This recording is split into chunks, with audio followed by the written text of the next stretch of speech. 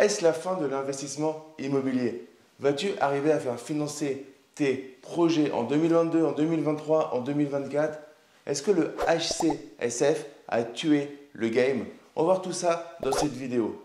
Bienvenue, moi je m'appelle Daniel Ami, je travaille en banque pendant plus de 14 ans et aujourd'hui j'accompagne des centaines d'investisseurs à créer des investissements immobiliers rentables et sécurisés. Alors dans cette vidéo, on va voir si on peut encore investir dans l'immobilier en 2022 et on va voir si le HCSF a sorti des règles qui tuaient le game. Mais avant tout, revenons aux bases. Qu'est-ce que ce HCSF?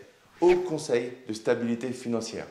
Donc, c'est au plus haut niveau de l'État dont l'objectif c'est de limiter les dérives et les dérives au niveau de l'immobilier, clairement, il y en a. C'est-à-dire qu'aujourd'hui, n'importe qui, enfin sur les dernières années, n'importe qui a investi dans l'immobilier sans bien connaître. Ça ne veut pas dire qu'ils ont eu de bons résultats, mais sans bien connaître.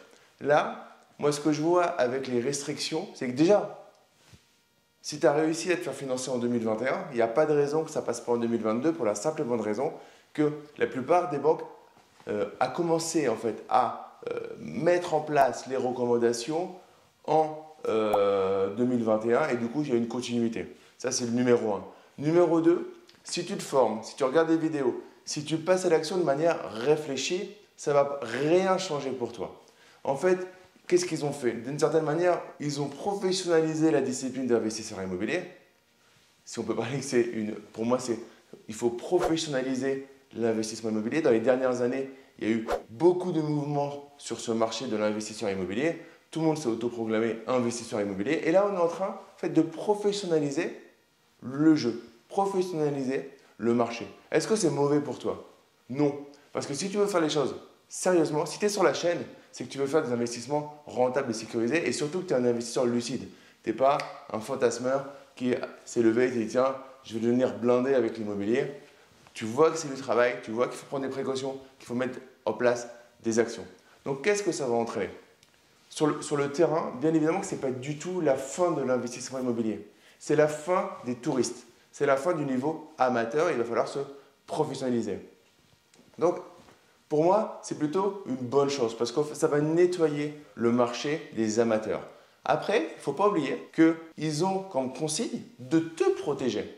C'est-à-dire qu'aujourd'hui, il y a trop de personnes qui veulent investir dans l'immobilier sans solides compétences et une vision financière sur le moyen terme. Effectivement, je vois autant plein de personnes vouloir investir sans apport. Et c'est cool d'investir sans apport. Si tu peux investir sans apport, selon ta stratégie, c'est très pertinent.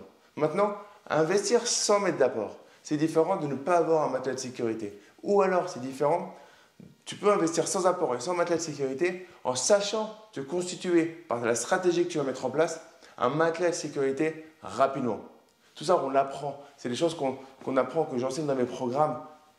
Enfin, tu peux retrouver même plein d'informations de partout, ce n'est pas le souci. Mais il faut avoir ces notions-là. Aujourd'hui, la banque, si elle te refuse le prêt, c'est qu'elle pense que tu te mets en danger avec ce financement. Donc, les règles du jeu n'ont pas changé pour toi. Si tu regardes des vidéos YouTube, si tu te formes, tu veux te professionnaliser dans l'investissement immobilier, tu veux créer un vrai business immobilier, ça ne va rien changer pour toi. Les différences principales, c'est qu'on va potentiellement te demander d'être plus solide dans ton dossier. Mais ça, si tu suis la chaîne, si tu ne suis pas encore la chaîne d'ailleurs, je t'invite à t'abonner à la chaîne. En cliquant sur le bouton s'abonner, tu as la cloche. Clique bien sur la cloche pour être prévenu quand je publie les prochaines vidéos. Mais voilà, si tu me suis, tu le sais, il faut avoir un dossier bancaire solide. Dans toutes les étapes que tu vas faire, il faut se mettre au niveau de l'interlocuteur. Quand tu vas faire une négociation immobilière avec l'agent immobilier ou avec le vendeur, il faut être un mentaliste, il faut se mettre dans la tête de ton agent immobilier, de ton vendeur. Quand tu es en face de ton banquier, c'est la même chose. Un dossier solide, un dossier complet et comprendre ce qu'il veut pour lui raconter la bonne histoire. Lui raconter la bonne histoire, ça ne veut pas dire lui raconter des bobards. Par contre, ça veut dire lui raconter ce qu'il a, mettre en avant les forces de ton dossier par rapport à ce qu'il souhaite, tout simplement. Si tu fais ça, tu vas pouvoir, dans tous les cas, si jamais ton taux d'effort il est supérieur à ce qui est préconisé, ce qui est demandé, tu vas pouvoir aller dans les dossiers dérogés. C'est aussi simple que ça. Il faut dans ces cas-là aller dans les dossiers dérogés. Comment on va dans les dossiers avec dérogation? C'est très simple. Il faut mettre une relation réellement de confiance avec ton banquier. Maintenant, si tu penses que dans l'immobilier, tu vas lever 2 millions, 3 millions, 4 millions et tu vas avoir à faire aucune concession. Honnêtement, ne t'abonne pas à la chaîne, arrête de regarder mes vidéos parce que ce n'est pas le bon feeling. C'est-à-dire que tu vas pouvoir faire un investissement, 2 investissements, 3 investissements, peut-être 10 investissements sans mettre d'apport. Par contre, il faut que dans ton mindset, ton esprit, tu te dises je suis capable de mettre de l'apport si c'est possible. Donc, je dois me constituer quelque chose qui me permet potentiellement de montrer à mon interlocuteur que je peux mettre de l'apport. Et tu vas voir bizarrement que plus tu vas avoir la force de montrer à ton interlocuteur que tu peux mettre de l'apport, et moins il va t'en demander. Parce qu'en fait, il va voir que tu es solide, que tu es stable. Petite astuce bonus pour cette vidéo. De plus en plus, va voir des banques qui ont une délégation. Tu as 2 niveaux de banques. Tu as des banques qui n'ont pas de délégation, les grosses structures, les grosses maisons. Ils n'ont pas de délégation réelle en agence. Et tu as des banques pour lesquelles il y a de la délégation. Si tu trouves ces pépites et que tu arrives à vraiment créer une connexion avec le directeur de l'agence, plus le directeur de l'agence que ton conseiller, donc passe par le directeur, je ne vais jamais dire, il vaut mieux être le plus gros d'une petite banque que le plus petit d'une grande banque.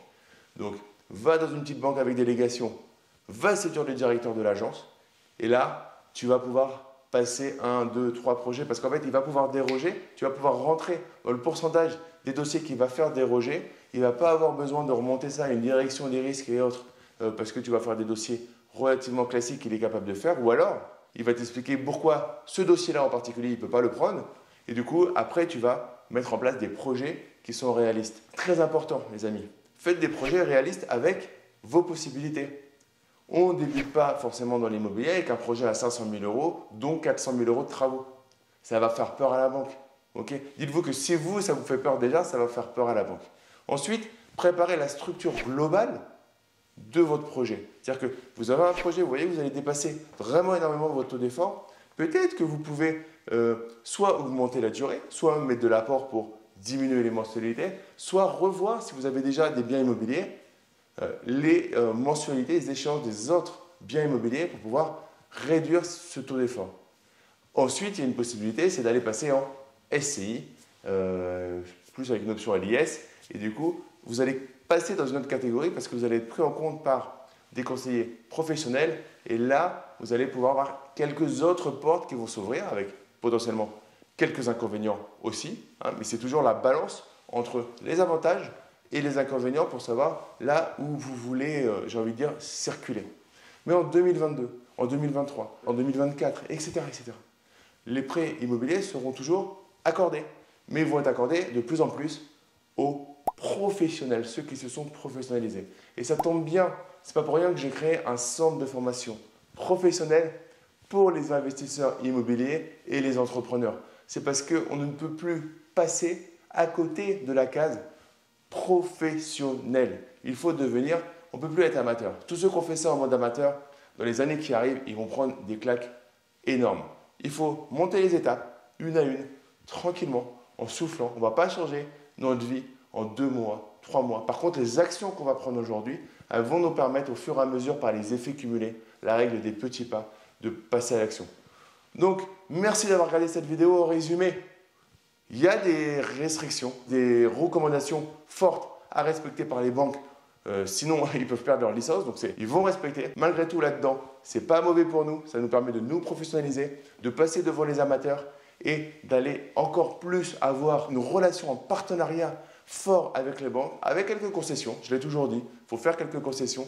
Mais derrière, vous allez pouvoir avoir vos financements et c'est bien, le plus important, c'est d'arriver à l'atteinte de vos objectifs que vous vous êtes fixés. Voilà, on arrive à la fin de cette vidéo. Si tu as aimé la vidéo, lâche ton gros like, partage-la à tes amis et mets-moi en commentaire ce que tu penses. Est-ce que tu as des projets en cours en immobilier? Est-ce que tu as des questions? N'hésite pas à les mettre en commentaire, je répondrai à toutes tes questions. Et pour te remercier d'être resté jusqu'à la fin de cette vidéo, je te propose de récupérer ma dernière formation en vidéo qui est offerte. Tu trouveras le lien dans la description de la vidéo. Je vais t'expliquer ma méthode pas à pas qui permet aux investisseurs dans mes programmes de passer à l'action en moyenne en 90 jours. Et je te dis du coup, porte-toi bien, à très vite pour une prochaine vidéo. Ciao!